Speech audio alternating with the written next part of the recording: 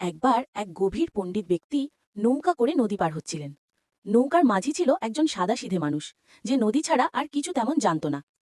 পণ্ডিত ব্যক্তি অহংকার নিয়ে মাঝিকে জিজ্ঞাসা করলেন, এই মাঝি, তুমি কি কখনো ব্যাকরণ অধ্যয়ন করেছ? মাঝি মাথা নেড়ে উত্তর দিল, না হুজুর, ওসব তো আমি জানি না।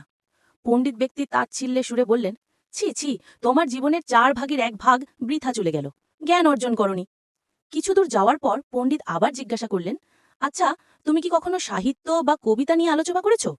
মাঝি বিনয়ের সাথে উত্তর দিল, না হুজুর, আমার এসব জানার সুযোগ হয়নি। পণ্ডিত রেগে গিয়ে বললেন, হায়, তোমার জীবনের অর্ধেক বৃথা, কি করে বাঁচো? হঠাৎ নদীতে ঝড় উঠল এবং নৌকাটি উল্টে যাওয়ার উপক্রম হল। মাঝি চিৎকার করে পণ্ডিতকে বলল, হুজুর, আপনি কি সাঁতার জানেন? পণ্ডিত ব্যক্তি ভয়ে কাঁপতে কাঁপতে বললেন, না, আমি তো সাঁতার জানি না। মাঝি হেসে উত্তর দিল, তবে হুজুর, আপনার জীবনে সবটুকু বৃথা যেতে চলেছে, কারণ আমার ব্যাকরণ না জানলেও সাঁতার জানা আছে।